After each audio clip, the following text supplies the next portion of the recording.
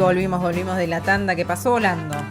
Pasó volando. Pasó volando. Después como ya volvemos, sí, estamos acá de vuelta porque nos queda todavía 55 minutos para llegar a las 8 de la noche y despedirnos hasta el próximo viernes. Así que queda programa. Quédense ahí que todavía tenemos mucho para desandar. Bueno, al principio... no sé si lo comentaban, por la verdad. Sí, la verdad que no escuchaste una mierda, ¿no? Estoy escuchando, salvo cuando entré.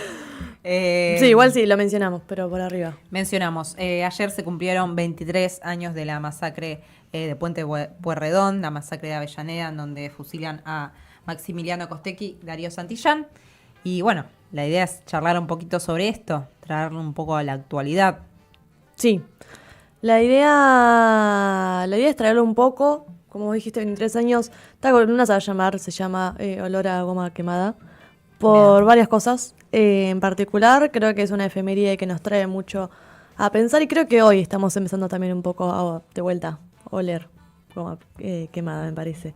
Digo, estaría bueno que empecemos a oler. O sea, siento que estamos como en una previa. Bueno, ahora voy a desandar en eso, o en lo que uno espera que suceda, o en lo que uno no espera, o cómo está el clima social en general. Como vos dijiste, 23 años de la masacre del Puente Pueyrredón de Darío y Maxi. Para quienes no sepan, esto, bueno, sucedió el 26 de junio de 2002. Una movilización convocada por organizaciones piqueteras, políticas, demás, en un contexto donde claramente ya venía preponderando y fortaleciéndose y creciendo un movimiento piquetero al calor de, bueno, al principio más de las políticas neoliberales que caracterizaron a los 90, ¿no? De situaciones donde cada vez había más trabajadores desocupados, donde cada vez había más despidos, había cada vez más fábricas cerradas, cada vez menos empleo también. Y también de la mano de eso, bueno, la organización, ¿no? Del colectivo como para empezar a, básicamente, no solamente construir trabajo genuino, sino, bueno, ver cómo salíamos, cómo se sale de esa situación.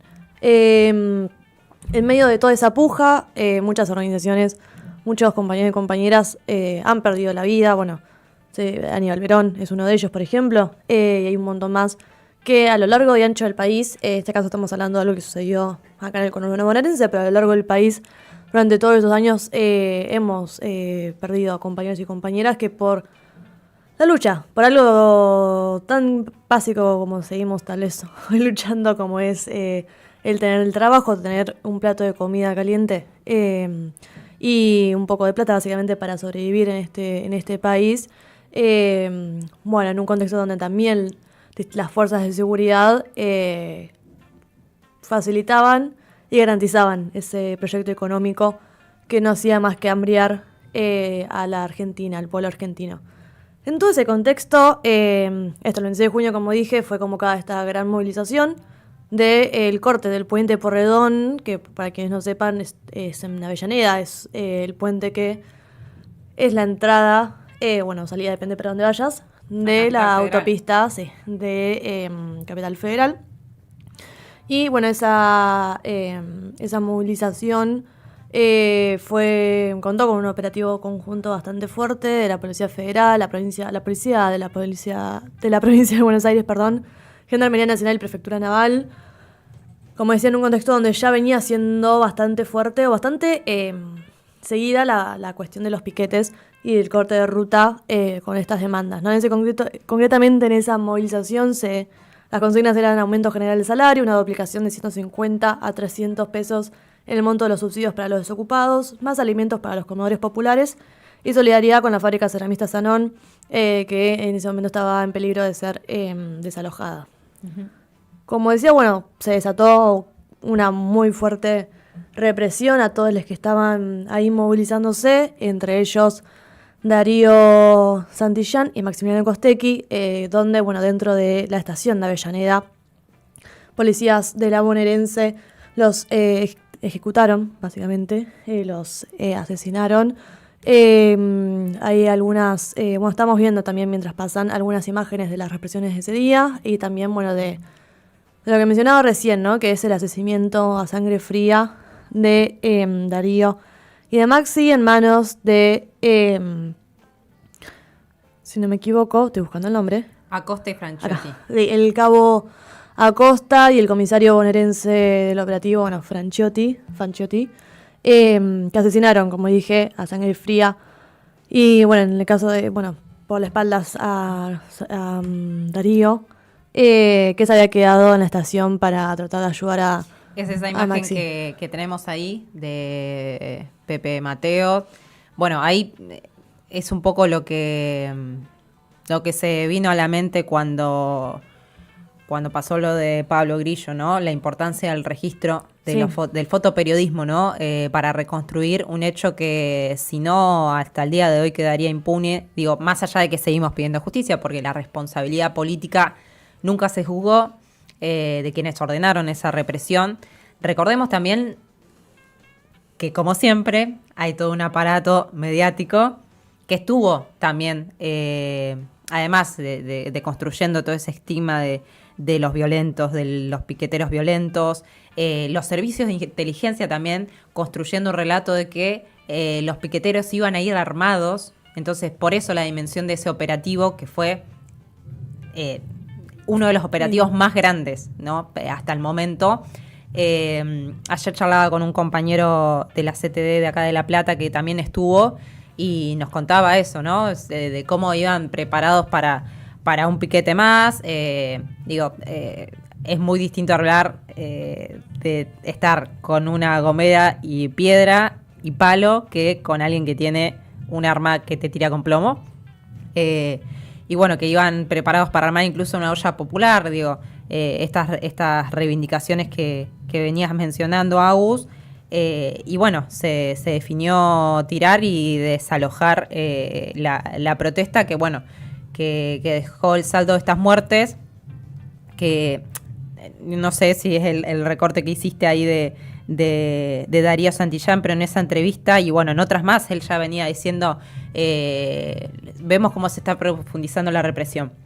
Y la represión, que dice que es la que dictan desde los organismos desde Estados Unidos, todo este relato de la seguridad interna para justificar, ¿no?, la avanzada represiva contra movimientos, que un sector que se venía organizando, que también me parece que es central, las figuras de Costecchi y Santillán, por lo menos para quienes militamos en organizaciones que tienen, que son de ese devenir histórico, sirvieron para torcer el rumbo de la Argentina, ¿no? Sí. Todo lo que vino después no se podría contar si no hubiese existido el movimiento piquetero en la Argentina, que, como bien decías, fueron pobladas a lo largo y ancho del país. Aníbal Verón fue el nombre del compañero que tomaron para construir la corriente de trabajadores desocupados. Esto también de decir somos trabajadores desocupados, ¿no? Seguir sosteniendo el nombre de ser trabajadores, ¿no? Sí. Nada, me parece como que es sumamente interesante porque hay como un intento de denigrar la organización social siempre. Sí. No, claramente este suceso es un parteaguas en la historia argentina y en la historia de cómo se fueron construyendo distintos escenarios políticos o situaciones políticas a las cuales hemos llegado. Y creo que esto es fundamental, ¿no? La movilización social, la movilización en la calle, el ocupar la calle, de qué forma lo hacemos, qué está bien, qué está mal. Un poco esa valoración que muchas veces se hace hasta el día de hoy, que bueno, ahora vamos igual un poco a ir a eso, pero que fue... sí. Cortito. No solamente la movilización en la calle, sino la organización en los barrios más postergados. Porque, bueno, esas imágenes son de un documental que ahora voy a buscar cuál es, pero que hay imágenes de Darío Santillán organizándose en las barriadas, y no solamente el comedor, sino organizando los polos productivos. Y volviendo a insistir, ¿no? Él siendo insistente de no queremos un plan, queremos trabajo, y un trabajo digno, y armar una escuela en el barrio, y una biblioteca, y guarderías.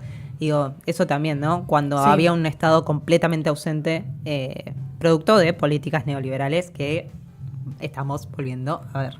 Ni hablar. Bueno, para avanzar, también comentar brevemente, Maximiliano Costecchi fue un compañero que el 1 de mayo de ese mismo año fue por primera vez a una manifestación en Plaza de Mayo, y a partir de ahí de poder ver también un poco esa organización, ¿no? Y también todo el trabajo comunitario que se hacía en el caso de él, del Movimiento de Trabajadores Desocupados de Guernica, de totalmente involucrarse de lleno y y conocer de cerca y de primera persona esa experiencia, y ahí mismo se sumó a ayudar en el comedor, en la huerta que tenían, en la biblioteca, donó todos sus libros cuando se sumó enseguida a eso y empezó realmente a atravesar también su militancia a través de eso, ¿no? De construir la organización y aportar a la organización en un momento tan crudo como el que se vivía. Y bueno, el primer piquete al que fue, lamentablemente fue el último y fue asesinado con 23 años. Nomás digo, también creo que conocer su edad es un poco fuerte, porque digo eso, eran pibes y pibas que, como ellos, un montón, que realmente en la situación en la que estaban decidían organizarse y hacer algo con respecto a su situación, a su futuro, pero también con el que estaba al lado, ¿no? Que creo que eso es lo más importante también a remarcar de la organización. Y bueno, Darío sí, con una trayectoria militante un poco más larga desde el secundario, y en la cual, bueno, vos decías recién que hay varios documentales donde un poco también muestran el trabajo que él hacía, aportando también a esta organización y al movimiento piquetero. Y con todo esto mencionado, si está listo del otro lado del operador, podemos ver el video de algunas palabras que compartía Darío Santillán en una entrevista que le hicieron en uno de los piquetes, algunos, no recuerdo si meses antes, si no me equivoco, de la masacre de Avellaneda. En principio nosotros utilizamos un término que bueno, es parte de nuestra consigna, dentro de la cual es el trabajo, la dignidad y el cambio social. Nosotros creemos que salir a pelear hoy por hoy en la Argentina, ya no solo aislado, porque bueno, el panorama cambió bastante. Creemos que piquetes es sinónimo de ser los primeros que salieron a pelear en la Argentina, siendo que había luchas dispersas, luchas discontinuas y todo eso. A mediados del 96, 97, los piqueteros fueron los que primero salieron a poner el pecho en las rutas. Hoy por hoy no nos encontramos ya solos, sino que hay un amplio marco de sectores en lucha que están peleando y en otros lugares, con nosotros y en otros lugares. Creemos que cortar rutas es un símbolo de enfrentamiento directamente con el poder, el mismo poder que todos los días nos está cagando de hambre, que todos los días hace que se mueran los pibes, que todos los días hace que en los hospitales no haya remedio, que todos los días hace que la educación sea mucho más baja, porque sabe que educándonos podemos hacerle frente con conocimiento. Bueno, ellos no pretenden que no lo tengamos. Entonces creemos que cortar rutas es hacer un esfuerzo y una acción para poder cambiar la situación en la que estamos viviendo. Cambiarla de fondo, no cambiar que nosotros no nos vamos a nuestras casas tranquilos porque tenemos el plan de 160 o de 200 pesos. Hay un montón de cosas para cambiar acá en la Argentina y creemos que cortando rutas y utilizando otros métodos, por supuesto, de lucha, es de la única forma que se pueden cambiar las cosas acá en la Argentina. Bueno, escuchamos, claro. Sí, clarísimo. Escuchamos a Darío Santillán compartiendo algunas palabras y ya, bueno. Antes de que pases a la actualidad, también algo para Sí. rescatar de Maxi Darío, que, o por lo menos yo lo discuto, cuando se habla de, bueno, en el 2003 la juventud fue convocada de vuelta a la política, y me parece que es un poco injusto, teniendo en cuenta esto, nombre de dos pibes, porque realmente eran pibes. Sí. Y que la juventud estuvo en los piquetes, estuvo en las barriadas organizando asambleas, comedores. Digo, no es que la juventud en ese momento desapareció de la historia, no, estuvo en otros lugares, quizás no estuvo militando en un partido político o en el marco de lo institucional, que también eso estaba muy corrompido, ¿no? Porque el Partido Justicialista, que es quien debería levantar las banderas del peronismo, de la justicia social, la independencia económica, la soberanía política, no estaba siendo representativo de eso. Nada, me parece que, por lo menos cuando se habla de la juventud volvió a creer en la política, no, la juventud estuvo siempre organizada y eso también para no perder una parte de nuestra historia que es central. Totalmente. Comentaría mucho más de eso, pero no estamos con tanto tiempo. Me parece que es un gran debate también a traer en algún momento porque es una realidad de que claramente las juventudes no solamente se pueden, o sea, pues también muchas veces, bueno, no voy a opinar. Vamos a profundizar. Pero bueno, volviendo un poco a lo que quería traer a la actualidad, ¿no? Tratar de pensar, bueno, también desde el hecho, desde la masacre de Avellaneda, desde el asesinato de Darío y Maxi, pero también, bueno, claramente más que por ellos en vida, bueno, cómo nos repensamos hoy o cómo se repiensa hoy también el movimiento los movimientos políticos, sociales, esto que estamos viviendo, en un contexto de nuevo de saqueo. Tal vez todavía no tan feroz, o sí, no sé, depende también quién lo analice. Hay muchos compañeros y compañeras que han vivido claramente esa época, que lo cuentan o narran o dan cuenta de este gobierno de Javier Milei también como mucho más voraz en términos de la rapidez del saqueo y del hambre, ¿no?, que está generando en todo el pueblo argentino. Y bueno, hoy leía una nota muy interesante de Mariano Pacheco en la revista Resistencias, que recomiendo, se llama Darío Maxi, Los combates por venir. Bueno, está buena para leer también porque él, que es también un compañero que estuvo ese día ahí en el puente, amigo de Darío. Bueno, habla en una primera parte como un poco reflexionando desde la adentro, ¿no? Bueno, desde el ser piquetero y bueno, las distintas... también esto que vos decías, bueno, cómo se vivía ese momento, ¿no? Y cómo se vivió, más allá de la masacre, sino cómo se vivió el antes, también de cómo se iba conformando ese movimiento piquetero y los distintos escenarios de lucha. Y algo que también trae para pensar, no solamente como él dice, una memoria que copie o emule lo que sucedió, porque claramente no es posible y tampoco, estamos en un contexto totalmente distinto, más allá de las similitudes, pero sí de, bueno, que también un poco demuestra esa masacre, esa masacre no, pero sí la organización que hubo de piqueteros, que aún en pésimas condiciones, claramente el pueblo se puede organizar y puede resistir, ¿no?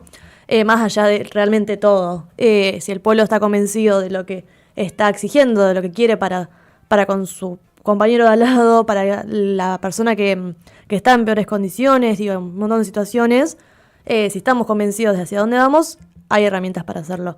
No solamente desde una estrategia un poco más tal vez pasiva. Bueno, entonces creo que es lo interesante. Bueno, en este momento, en este contexto, él pregunta, lo voy a leer textual porque creo que está bastante bien, ¿cómo uno hoy sabotea en este contexto, por ejemplo, el protocolo antipiquetes? O, teniendo en cuenta todos los cambios incluso tecnológicos o técnicos de las formas de represión, cómo se generan acciones donde menos se los esperan, cómo realmente uno también comienza a generar o empieza a pensarse en colectivo. Bueno, ¿qué hacemos para que este gobierno no solamente deje de avanzar con su saqueo y con su atropello en contra del pueblo argentino, sino que también podamos, bueno, avanzar en algunas conquistas, como, bueno, ¿cuál es el verdadero golpe del gobierno? O sea, las formas clásicas que tal vez existían o que conocimos en los 90 o incluso antes, en los 70 o antes, todas las formas que se fueron construyendo de resistencia, claramente están muy adecuadas a su contexto y creo que es un poco el desafío que claramente tenemos las nuevas juventudes o las personas que hoy nos toca básicamente intervenir en este contexto político, ¿no? En un momento donde también claramente, como también algo que sigue permaneciendo como base de todo, es que el modelo económico que existe se justifica solamente, o sea, se lo cierra con represión. Y no solamente porque claramente apacigua, ¿no?, al movimiento y a la expresión de las personas que claramente estamos siendo afectadas, sino porque también esto que vos mencionabas hoy, que decía Darío, porque también hay un ente externo extranjero que lo pide, que es el FMI, entre otros organismos, que piden esto como parte de su atropello o de su también colonialismo, imperialismo contra nuestro país, hacia nuestro país. Bueno, para ir al hecho, y ya no extendernos mucho más porque nos estamos como recontrayendo, también vimos en los últimos tiempos cómo en el caso puntual del Ministerio de Seguridad al mando de Patricia Bullrich, también se ha avanzado. No de nuevo. Sí, de nuevo, en una de su segundo mandato ya como ministra de Seguridad de la Nación, se avanza con un montón de medidas en torno a, bueno, que hacer esta represión mucho más efectiva. Adelantarse tal vez a lo que ya ha sucedido, ¿no? Como que un poco a la hora de actualizar un montón de estatutos, a través del DNU, a través de un montón de cosas, empieza a actualizarse en ese sentido.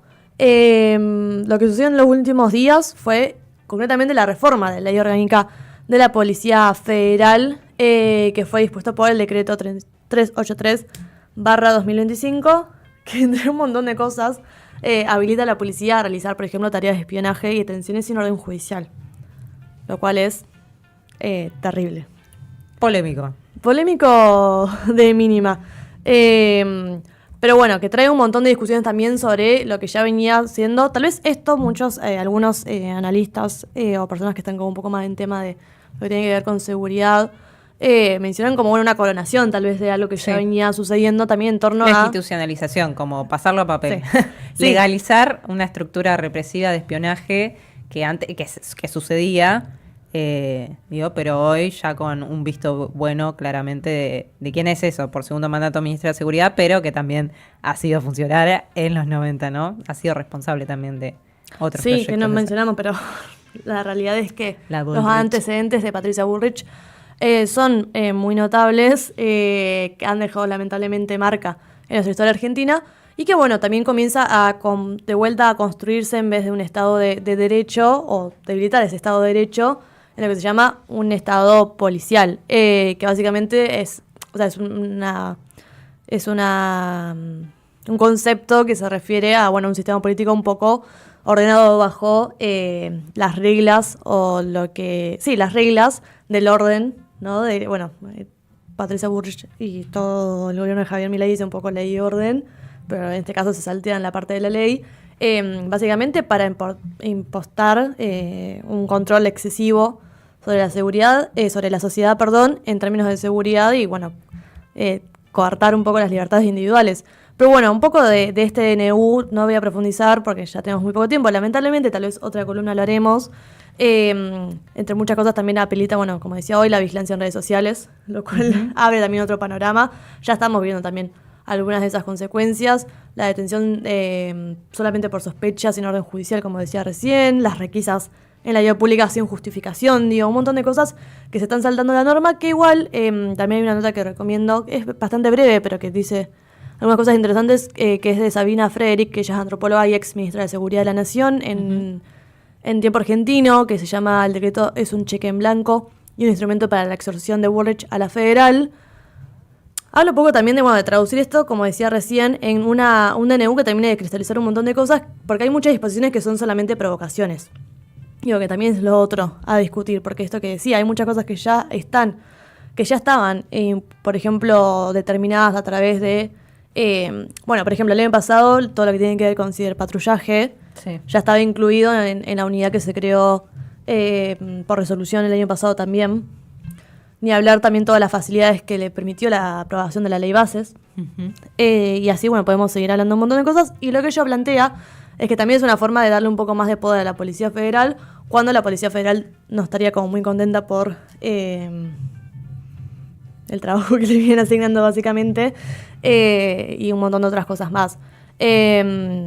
Además de darle un lote de casas que no les correspondía, que era otra familia. Sí, eso también le voy a traer, pero yo me expandí un montón, pero sí.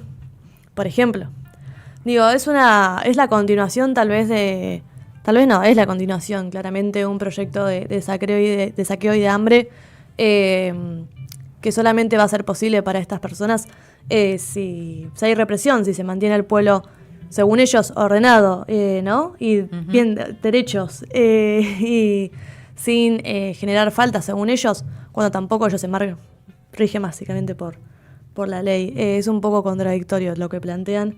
Pero así estamos país, y un poco lo que quería dejar para cerrar es esto, ¿no? Poder claramente traer a Darío y Maxi de nuevo a la manera para recordarlos, pero no desde una memoria quieta, sino activa, de poder repensar, creo que nos debemos poder repensar las nuevas formas de resistencia, porque un poco el contexto político, el tiempo político histórico lo amerita, no en términos de copia, no en términos de, sí o sí seguir lo que sucedió en su momento. Nos toca imaginar y ver con respecto a las nuevas imposiciones que tenemos encima de estos muchachitos que se repiten muchas veces los nombres, buscar nuevas salidas. Así que esto es todo para recordar a Darío y Maxi. Excelente, Agus, la verdad. Me fui un montón. No, estuvo, y es necesario. Sepan disculpar, pero es necesario. Sepan disculpar. More del otro lado. Ya está resignada. Sí, Está Joaco solamente. Para quienes quieran repasarla, va a estar en el canal de Trinchera TV. Vamos a escuchar un tema y enseguida venimos, que ya queda mucho más todavía.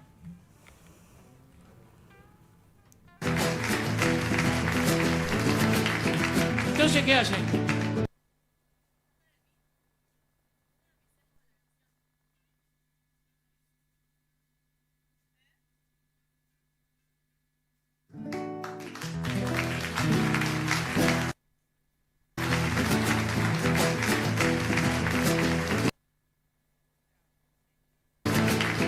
Entonces, ¿qué hacen?